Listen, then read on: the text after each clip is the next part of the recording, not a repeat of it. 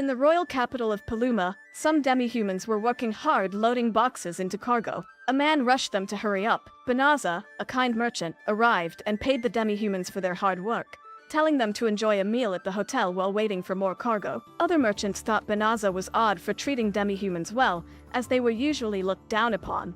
Suddenly, Banaza felt a strange sensation and vanished in a burst of light, leaving his maid puzzled about where he went. He found himself in the magical kingdom of Clyrode, summoned by saints who thought he was a hero candidate, meant to help fight a dark army invading their kingdom. Banaza told the saints he was just a merchant, not a hero. They didn't believe him and asked him to prove his magical powers by touching a magic crystal ball. The ball showed he had the lowest possible stats, confirming he was no hero. But then another hero gets summoned, and his stats are 999 points for each skill, making him unexpectedly powerful. The saints realized he was indeed a powerful hero and asked for his help. Banaza asked to return to his world, but they ignored him and left him alone in the castle. He met the king, whose retainer told him he couldn't go back because the gate was closed, and his world lacked the mana needed to open a new one. Banaza was offered a place to live in the Delaveza forest, under the condition that he keep the summoning mistake a secret. On his way to the forest, Banaza spoke with a demi-human transporting him and learned that, unlike his world, demi-humans and humans lived equally here. They gave him a bottomless bag filled with essentials like money and food. Arriving at the forest, the demi-human warned Banaza to leave soon for his safety but left before explaining further. Banaza checked his bag and took out a sword just in case. When he encountered some slimes, he used the sword to defend himself and unexpectedly leveled up from 1 to 2. Even though he was told the maximum level was 1, his stats updated to level infinite for all of his stats, but he doesn't know what the infinite symbols meant and ignore it. Then he acquires new magic spells, surprising him with the number he acquired from just a few slimes. Despite the confusion and dangers, Banaza decided to venture deeper into the forest, seeking a safe place, but was warned by the system about a dangerous substance called militium, which is harmful to humanoid races and produced by demons. Surprisingly, the system offers to clear the militium for him, using a third of his magic. The system performed a powerful spell that not only cleaned the forest, but unexpectedly boosted Banaza's levels significantly. Meanwhile, at the royal palace, the first princess was upset with the king for mistreating Banaza, the summoned hero candidate. She worried he might be killed by the Dark Army. The king dismissed Banaza as worthless, but a saint interrupted with news of a high-level purification spell recently used, which the king initially thought was cast by the blonde hero.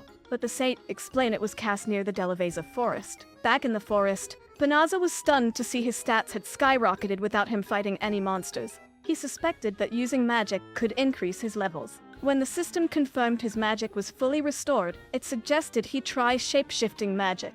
Curious, Banaza agreed and was transformed into a girl. However, he thinks is too sus for him, and he settled on a new male appearance that he thought would keep him unrecognized. Banaza then used teleportation magic to return to the kingdom, marveling at his abilities, but saddened by the realization that he couldn't return to his own world. Deciding to make the most of his situation, he went to the Adventure Guild to register as an adventurer under the name Fleo. There, he accepted a quest from a little girl needing an escort to the Delaveza forest, surprising other adventurers with his claim of teleportation abilities, which he thought was a beginner's spell. A royal knight named Bellarasa and her friends challenged Fleo to prove his magical skills, so he teleported the group to the forest, impressing them and gaining their apology for earlier doubts. However, the scene turned tense when the little girl notices the militium in the forest was gone, and the little girl transformed into her true, demonic form, revealing herself as Fenri, a powerful demon. Fenris attacked with militium, weakening Bellarasa and her friends, but it had no effect on Fleo. He quickly teleported Bellarasa and her friends to safety, choosing to confront Fenris alone. Fleo prepared to use all his newfound magical powers to battle the demon. Fleo, not wanting to be killed by the demon Fenri, casts a whirlwind spell that traps Fenri in the air. But Fenri uses a short teleport spell to appear behind Fleo and attacks again. Quickly, Fleo casts a gravitational spell, making Fenri fall hard to the ground. Seeing a chance to win, Fleo thinks about what magic to use next. The helpful system suggests using a subjugation spell that would let him control Fenri's thoughts and actions. But Fleo, who knows the pain of being controlled from his past life, chooses not to use that spell. Meanwhile, Fenri tries to use her magic, but the system stops her spells. With no magic left, Fenri feels defeated and tells Fleo to end her life. But Fleo, who dislikes killing someone who surrendered, turns off the gravitational spell. Fenri is surprised by his kindness and decides to befriend him, even changing back to her human form. Seeing Fenri is naked, Fleo quickly covers her up and asks Fenri to promise not to fight anyone again. Before she can answer, she faints from using up all her magic energy. Fleo takes care of her until evening, during which he realizes how powerful he really is with all his overpowered spells. When Fenri wakes up, she finds her magic has restored, realizing Fleo must have used healing magic on her. She respects him more and agrees to stop attacking humans. She even calls Fleo her master, but Fleo tells her he doesn't want a master-slave relationship.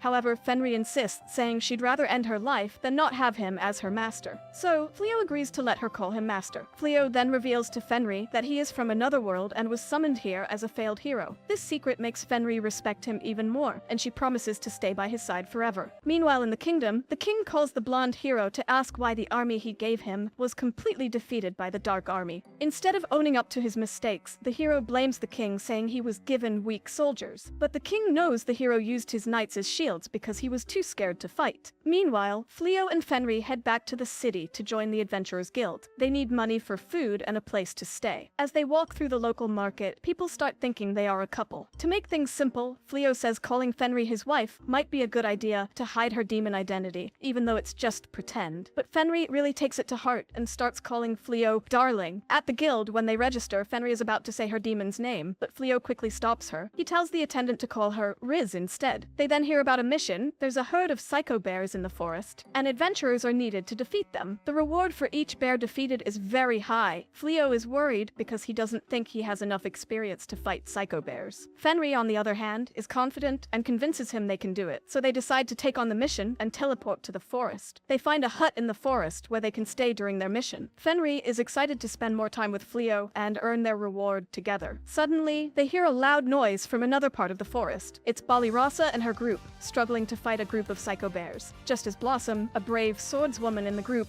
is about to be attacked by the bear, Fleo quickly uses a lightning bolt spell to kill all the bears. The last bear tries to attack Belano, a mage in the group, but Fenri jumps in and defeats it. After defeating all the bears, Balirasa recognizes Fleo and is both shocked and grateful. She expressing regret about leaving him alone with the demon Fenri last time. Fleo feels it's the right moment to introduce Riz as his companion. Riz feels a bit sad because Fleo didn't introduce her as his wife. Suddenly, another psycho bear tries to attack Riz from behind. The bear sees the red light in her eyes. It gets so scared that it collapses in fear. Riz is surprised by her own effect on the bear and finds it cute. She wonders if they could keep the bear as a pet. Agreeing with her, Fleo uses his magic to keep the bear from going rogue and even changes its shape to make it smaller and names it Saibi. Impressed by their power, Balirasa asks Fleo if he can train her and her group. She explains that they are new knights and, after an incident with the blonde hero, refusing to fight the Dark Lord, they need to become strong enough. Fleo hesitates, unsure about training them since he's still exploring his own magical abilities. Before Fleo can respond, Riz, feeling a bit jealous of Balirasa's request, is glowing with rage. So Fleo introduces Riz as his wife, which makes the group back off, not wanting to impose on a married man. However, hearing Fleo call her his wife makes Riz change her mind completely. In her happy state, she encourages Fleo to train them. The group then mentions they have nowhere to sleep and it's too dangerous in the forest. They ask if they can stay at Fleo's house. Riz quickly agrees, saying there are several rooms, and she will sleep in the same room with Fleo, insisting that's what married couples do. Elsewhere, one of the Dark One's servants, Uliminus, reports to her master. She tells the Dark One that the powerful purification spell cast in the Clyrode Kingdom was done by one individual, not a group of mages as they thought. The Dark One orders her to find this person and bring them to him. Fleo wakes up to find Riz staring at him with a gaze full of love. She wishes her husband a very good morning, which startles Fleo. He thinks back to last night when Riz was eager to sleep with him, but Fleo wasn't ready to move that quickly. He had decided to sleep in the hallway, but Riz stopped him. She explained that if Balirasa and the group found out he was sleeping alone, they might suspect their relationship was fake. So, Fleo stayed and slept in the same room with Riz. Back to the present, Riz asks Fleo to get changed just as Balirasa enters their room. Balirasa quickly leaves, realizing she might be disturbing the newly married couple.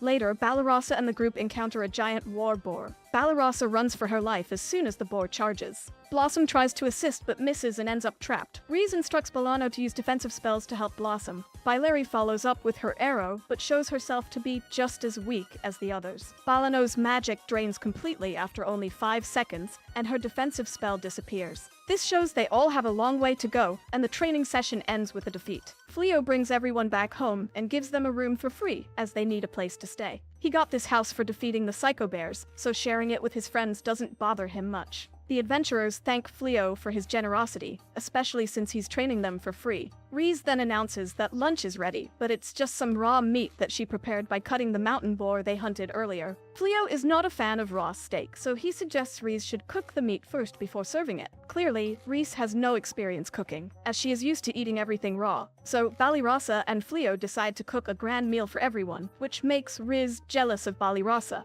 Riz is initially skeptical that cooked food will taste good, but she is blown away as soon as she tries it. After the meals, Fleo brings all the war boars he hunted back to the Adventurers Guild to exchange them for money. However, he went a little overboard and makes him the center of attention at the guild. Riz decides to go around the town, claiming she has some personal business to deal with. A beast man named Leolith approaches Fleo, informing him that because of his outstanding abilities, he has been invited by the king to work with the hero. Leolith adds that if Fleo accepts, there is a chance the king will make him a knight. However, Fleo refuses because he doesn't want to take part in subjugating the demons, just like Riz. Fleo steps out of the guild and finds Reese, who looks completely worn out. He assumes that she was attacked by magical beasts or something. However, Reese hides the fact that she went to learn how to cook from a chef, which ended up becoming the hardest thing she has ever done. Wanting to gain her husband's love, she gave it her all. On the other hand, the hero, who has taken an interest in Fleo, realizes that if he can make Fleo join his team, he will be able to defeat the Dark One and regain the king's favor. So he continues to send repeated invitations to Fleo, but Fleo's answer remains the same as ever. Meanwhile, Blossom and Saibi did an amazing job growing the cabbage farm.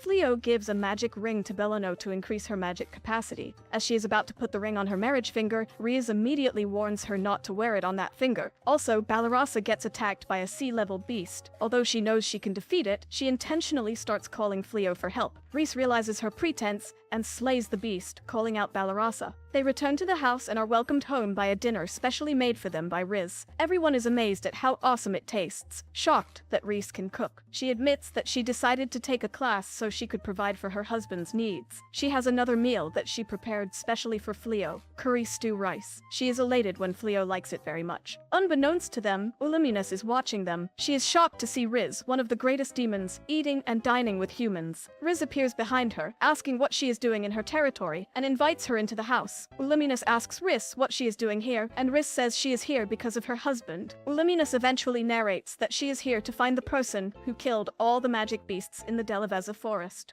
Fleo admits to Uluminus that he used his purification power to destroy the demons in the Deleveza forest. Uluminus is shocked to hear this, especially because Riz is still with Fleo even though her elder brother and his entire crew were killed because of the purification. Fleo is surprised and turns to Riz, asking her if she knew about this. Riz admits that she did know, but explains that it doesn't affect her love for Fleo. She believes her brother is the type of person who would hate to be pitied in death. Uluminus secretly tries to use her ability assessment magic to confirm Fleo's skills, but his skills are hidden. As a result, she challenges Fleo to a duel, planning to use this opportunity to kill both Fleo and Riz. However, Riz refuses because she thinks Uluminus wants her man. At that moment, Balirasa and the other adventurers reveal that they had been eavesdropping and are shocked to learn that Riz is the demon Fenri.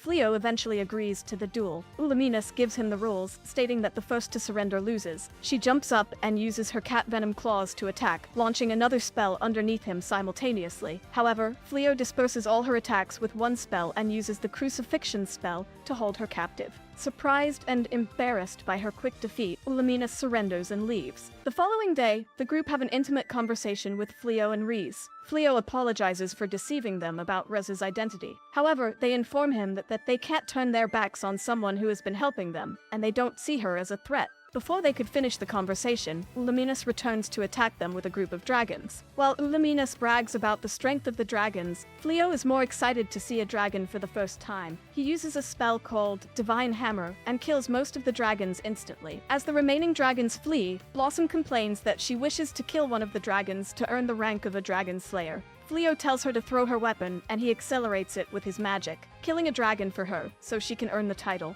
The others beg for the same opportunity, but the dragon has already left. The Dark Lord watches the entire scene, intrigued and concerned by Fleo's power. He plans to attack Fleo next.